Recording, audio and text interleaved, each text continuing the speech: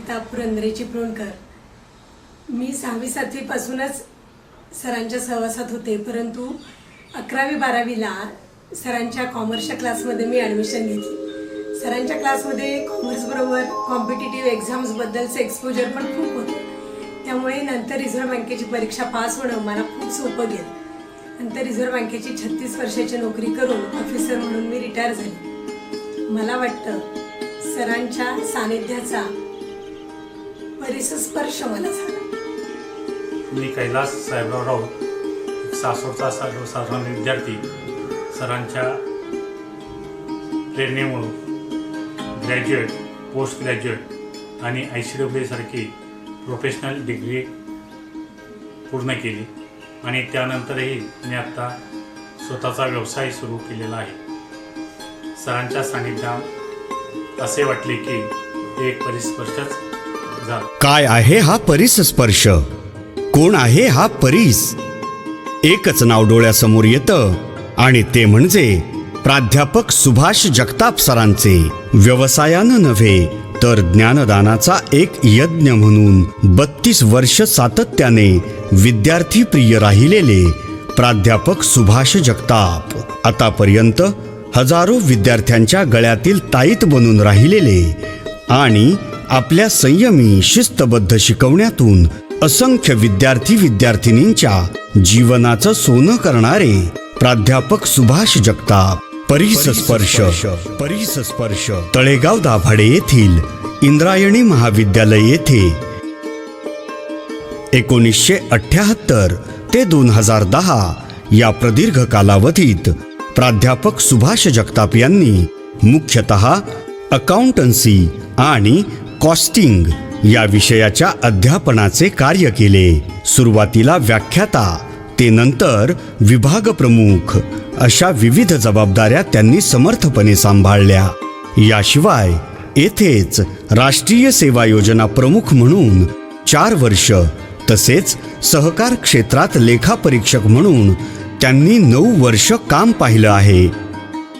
पुणे विद्यापीठाच्या board of studies in accountancy आणि faculty of कॉमर्सवर 5 वर्ष सदस्य तसेच board of studies in cost and works अकाउंटिंगवर 10 वर्ष सदस्य म्हणून जगताप सर कार्यरत राहिले आहेत. जगताप सर अखिल भारतीय पातळीवर घेतल्या जाणाऱ्या CA, ICWA, CS अशा परीक्षांसाठी तब्बल 20 वर्ष कॉस्टिंग या विषयाचे एकमेव परीक्षक राहिले आहेत. हे सगळं यश एकाएकी प्राप्त झालेलं नाही. लहानपणापासून गरिबी भोगलेल्या सरांनी विविध ठिकाणी छोट्या मोठ्या नोकऱ्या करीत आणि निरनिराळ्या शिष्यवृत्ती मिळवीत आपले M.Com पर्यंतचे शिक्षण सातत्याने चांगले गुण मिळवत पूर्ण केले. त्यांनी आपले शालेय शिक्षण बारामती, दौंड, घोडेगाव, लोणी काळभोर येथील जिल्हा परिषदेच्या शाळांतून तर महाविद्यालयीन शिक्षण वाघिरे कॉलेज सासवड तसेच बृहन महाराष्ट्र कॉमर्स कॉलेज पुणे येथून पूर्ण केले.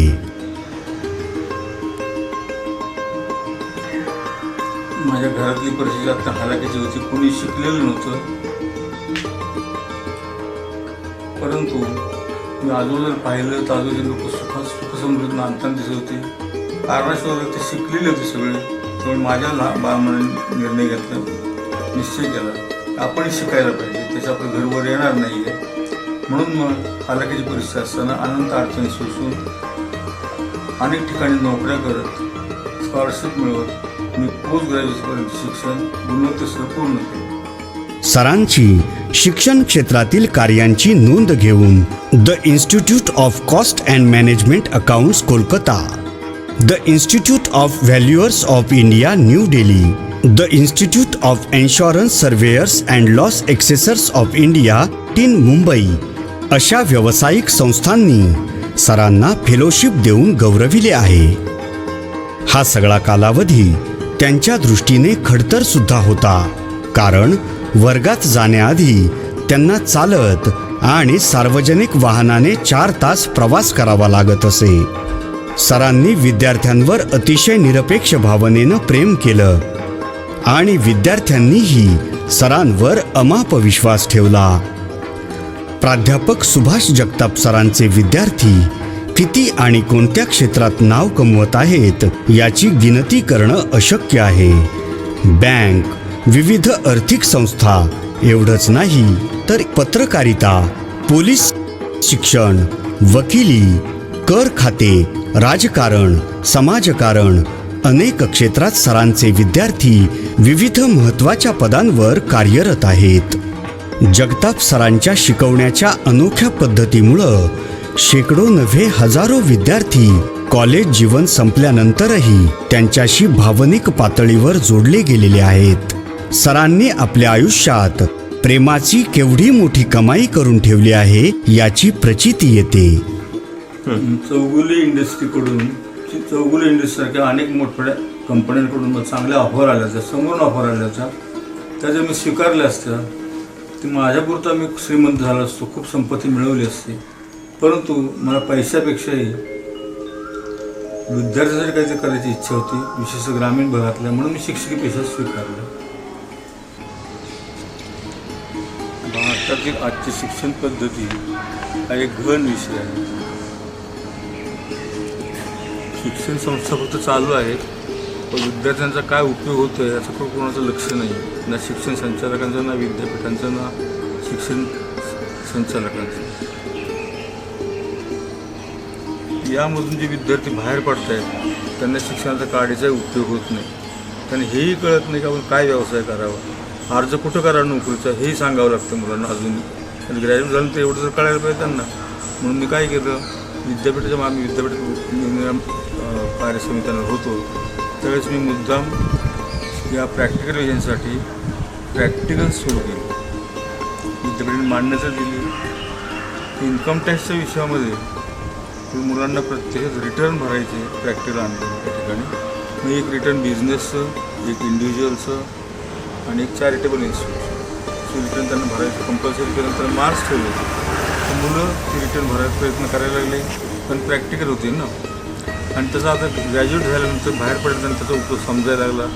नोकरी नव्हे का लागणार, आता हल्ली काही बरीचशी मुलं प्रॅक्टिस करायला टॅक्सीची रिटर्न भरायची प्रॅक्टिस करायल्यानंतर 2 पैसे मिळायला लागलेले. हीच गोष्ट फास्टिंग आणि इनडायरेक्ट टॅक्सच्या बाबतीत केली. म्हणून त्याचाही उपयोग झाला. GST जे आले, GST आल्यानंतर मुलांना सगळ्या बिझनेसमध्ये प्रॉब्लेम झाला. GST रिटर्न भरता येत नाही कोणालाच, अवघड रिटर्न येते. ते रिटर्न देखील भरायचं प्रॅक्टिसमध्ये घातलं होतं. मुलांना तेही यायला लागलेले आणि मुलं ते करायला लागले प्रॅक्टिस. आता बरेचसे विद्यार्थी माझ्याकडे येतात सांगायला, आम्ही सजेक्ट करतो आहे. ग्रॅज्युएट झाल्यानंतर कुठे प्रोफेशनल क्वालिफिकेशन नाही आहे, त्याला नाही लागत कुठे प्रोफेशनल क्वालिफिकेशन. CA-ICA न करताही मुलं आज प्रॅक्टिकलचा उपयोग करून जीवनात उभी राहिलेली आहे. तर सगळ्याच बाबतीत ही अशी सुरुवात जर केली तर शिक्षण पद्धतीत आम्हाला बदल होऊ शकेल. मेकॅनिकल पद्धतीने शिक्षण चाललेली यात कोणाचं लक्ष नाही, कुठे शिक्षण तज्ञाचं लक्ष नाही, पुन्हा सरकारचं अजिबातच नाही आहे. मला वाटतं मी त्यासाठी या क्षेत्रामध्ये आलो आणि माझ्या परीने माझं काम सुरू केलेलं आहे आणि करतो आहे अजून. जगताप सरांना डॉक्टर वसंतराव गोवारीकर, विश्वात्मक ओम गुरुदेव जंगले महाराज आश्रम, कोकण ठाणं, मृत्युंजयकार शिवाजी सावंत, नरेंद्र जाधव अशा सुप्रसिद्ध व्यक्तींच्या हस्ते अनेक पुरस्कार मिळालेले आहेत. सरांना Maharashtra chamber of commerce, Maratha chamber of commerce अशा मातब्बर संस्थांकडून मानसन्मान मिळणे हे केवळ गुणवत्तेच्या आधारावरच शक्य आहे. त्यांना मिळालेल्या पारितोषिकांची संख्या तर इतकी मोठी आहे की त्यांनी ही सगळी पारितोषिके कुठं आणि कशी ठेवली असतील याचे आश्चर्य वाटते. तीच गोष्ट सरांनी लिहिलेल्या पुस्तकांविषयी सुद्धा म्हणता येईल. आपल्या निवृत्तीपर्यंत सरांची 46 पुस्तके प्रकाशित झाली आहेत. इतकी पुस्तकं सरांनी कधी आणि कशी लिहिली असतील ओ?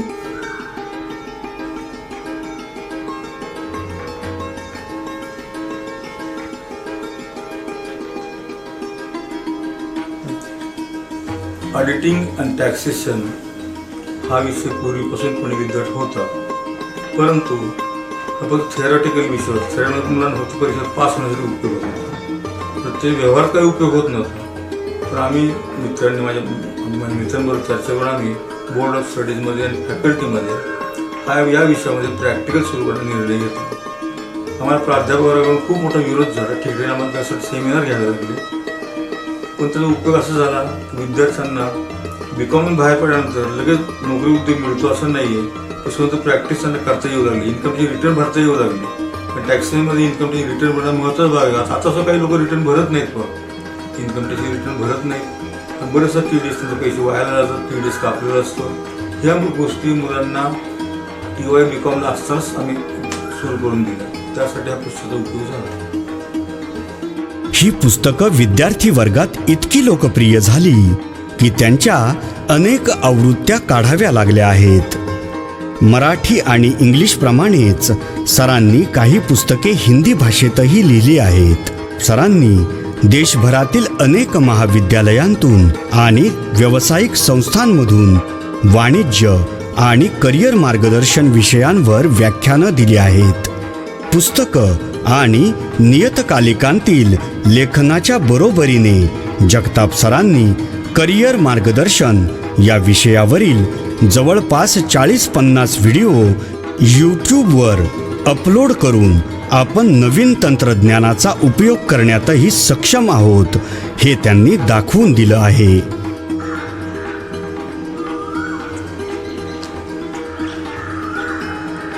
तुम्ही त्या क्रेडिट कार्डबद्दल बोलतो का? क्रेडिट कार्डच्या लेखाबद्दल त्या आर्टिकल माझं सकाळमध्ये आलं होतं आणि लोकप्रभाने त्याचं कव्हर स्टोरी दिली होती. सकाळमध्ये 5 लेखांकामध्ये होतं. हल्ली सगळ्यांना क्रेडिट कार्डची सवय झालेली. प्रत्येक ठिकाणी क्रेडिट कार्ड वापरतात. पण त्याचा वाईट परिणाम काय होतो? आणि तर लगेच पैसे द्यायचे नसतात, मला लोक भरा खरेदी करू शकतात. हप्ते सुरू झाल्यानंतर मात्र नाकी न येतं. म्हणून मी त्यामध्ये बँकेत कसं क्रेडिट कार्डाला तुम्हाला लुटता येईल ही लिहिलेलं आहे. सगळ्यांना ते आवडलं. बऱ्याच प्रतिक्रिया त्याच्या आल्या होत्या. परंतु याचा विनोदाचा भाग असा आहे की क्रेडिट कार्डचा लेख प्रकाशित झाल्यानंतर लोक मला भेटून गेली बरेचसे. परंतु मी पुण्यातल्या कॅम्प एरियामध्ये जाताना तिथून एका शोरूममध्ये मला साडी चांगली आवडली. मी स्वतः घेऊन तिथे गेलो. पहिलं कार्ड मी माझं कार्ड, माझ्याकडचं कार्ड, सिटी बँकेचं कार्ड तिथं वापरलं. तर तुम्हाला कुपन द्यायला म्हणजे कसली कुपन म्हणजे लकी ड्रॉचे लागणार असेल ते, पण ते दिले तिने म्हणजे नशिबाचा भाग आहे. आणि मी विसरून गेलो ते कुपन वगैरे. क्रेडिट कार्डचं पेमेंट झालं तर मला आनंद झाला. क्रेडिट कार्डने पेमेंट केलं, पैसे खिशातले द्यावे लागले नाही, तो आनंद झाला मला सगळ्यांसारखा. पण काही दिवसांनी त्या ड्रॉ निघाला, निकाल जाहीर झाले. मला काहीच कल्पना नव्हती. फोन केला, मी फोन कुठला घेतलाच नव्हता. कारण माझ्या आईचं ऑपरेशन होते. छोटंसं ऑपरेशन वेगळे होते. नंतर कॉलेजला गेलं, आमच्या ऑफिसला म्हणलं असं तुमचं नाव होतं पेपरवर. म्हणजे काय म्हणजे काहीतरी असं बोर्डचं हे होतं. आणि मला स्ट्राईक झालं. मग स्ट्राईक मी फोन केला. ते म्हणजे किती वाट पाहिली. सगळी बक्षीस नेली. तुमचं पहिलं बक्षीस होतं म्हणणे, तुम्ही नेलं नाही आहे. त्या क्रेडिट कार्ड मला पहिलं बक्षीस मिळालं 15 तोळे गोल्ड. जर मी क्रेडिट कार्ड लिहिलं असतं मला मात्र फायदा झालेला आहे क्रेडिट कार्डचा. तुम्ही विचार करा वापरायचं का नाही. मेजॉरिटी लोकांना नुकसानच झाले क्रेडिट कार्डमुळे. हे माझं सत्य आहे. तळेगाव दाभाडे ही सरांची कर्मभूमी असली तरी सासवड या आपल्या जन्मभूमीला ते विसरले नाहीत. या ठिकाणचे आपण ऋणी लागतो या भावनेनं सासवडच्या गरीब विद्यार्थ्यांना दर शनिवारी आणि रविवारी 16 तास असे 14 वर्ष आणि तेही विना मोबदला शिकवलं आहे. जोशी सर, तुमचं म्हणणं बरोबर आहे. अन्न, वस्त्र, निवारा या मूलभूत गरजा आहेत माणसाच्या. परंतु माझ्या मते त्यापेक्षाही महत्त्वाची गरज आहे मूलभूत शिक्षण. शिक्षणाची गरज जर पूर्ण झाली तर आपोआप बाकीच्या मूलभूत गरजा पूर्ण होतात. अन्न, वस्त्र, निवारा सगळं मिळू शकतं. तर शिक्षणाकडे दुर्लक्ष केलं तर मात्र मग मूलभूत गरजा पूर्ण होणार नाही. तसंच खितपत पडावं लागेल. यासाठी सगळ्या समाजाने पुढाकार घ्यायला हवा आणि शिक्षण सगळं रुजेल, सगळं उपलब्ध होईल. सगळ्यांना शिक्षणाचा फायदा घेता येईल अशी व्यवस्था होईल. त्या सगळ्या मूलभूत गरजा देखील पूर्ण होतील आणि माणूस म्हणून वागण्यासाठी सक्षम होईल. जीवनातील 32 वर्ष अखंड ज्ञानदानाचं कार्य करणाऱ्या जगताप सरांना निवृत्तीच्या वेळी त्यांच्या लाडक्या विद्यार्थ्यांनी एक सुंदर कार अर्पण केली. आयुष्यभर सार्वजनिक वाहनांतून प्रवास केलेल्या सरांना ही एक अनोखी गुरुदक्षिणा होती. सरांच्या विद्यार्थ्यांनी आयोजित केलेला अशा प्रकारचा हा तळेगावातील पहिला कार्यक्रम होता. या हृदय प्रसंगी गीतकार प्राध्यापक प्रवीण दवणे म्हणाले, आजच्या काळात एका शिक्षकाचा एवढा मोठा सत्कार पाहताना ऊर भरून आलाय. एका शिक्षकाला त्याच्या सेवानिवृत्तीच्या वेळी I-10 कार देऊन तर त्यांच्यावरील प्रेमाची साक्ष विद्यार्थ्यांनी पटवून दिली आहे. हे सर्व पाहून माझा मलाच हेवा वाटला. पुरंदर तालुक्यामध्ये शिक्षण संस्था काही आलेल्या आहेत. त्या शहरी भागामध्येच आहेत, सासवडला, निरे. पण ग्रामीण भागामध्ये शिक्षणाचा खूप प्रॉब्लेम होता. काळगरीसारख्या ठिकाणी शाळा नव्हत्या. मुलींना मुलांना त्या 7वी 8वी झालं शिकायला मिळत नव्हतं. तर आमचे जे बंधू त्यांच्या पुढाकाराने शिक्षण स्थापन ठरवलं.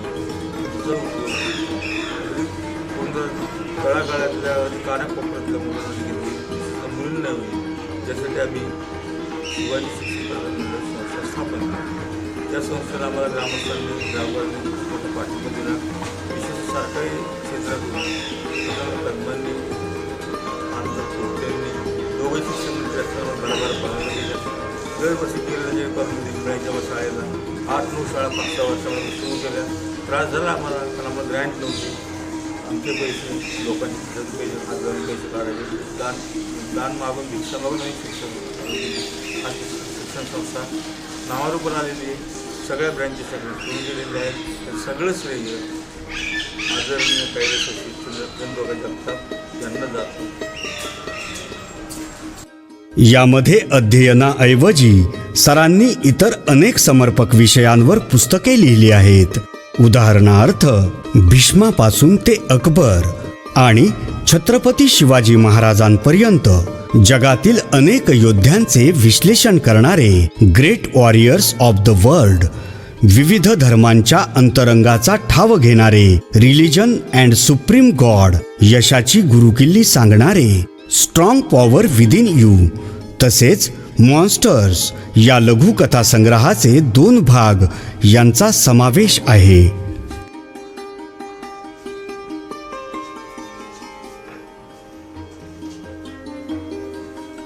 भगवान श्रीकृष्ण माझे आराध्य दैवत आहे. भगवान श्रीकृष्णाने भगवद्गीताची सांगितली ती फक्त अर्जुनासाठीच केवळ नाही, सर्व मानवासाठी मोठं वरदान आहे. माणसापुढं अनेक प्रश्न निर्माण होतात जीवनामध्ये. प्रत्येक प्रश्नाचं उत्तर त्या भगवद्गीतेच्या प्रत्येक श्लोकामध्ये आहे. तसा अभ्यास केला प्रत्येक श्लोकाचा तर आपल्याला आपले प्रश्न सोडवता येतील. हे सगळ्यांना कळावं, सामान्य लोकांना कळावं. त्या उद्देशाने मी या पुस्तकाचा वापर केला. आज जगताप सर आपल्या कुटुंबियांसमवेत एक अत्यंत समाधानी जीवन जगत आहेत. हाय प्राची, हाय जोगाताई. या जा रोहिणी कल्पेशाला पाणी दे.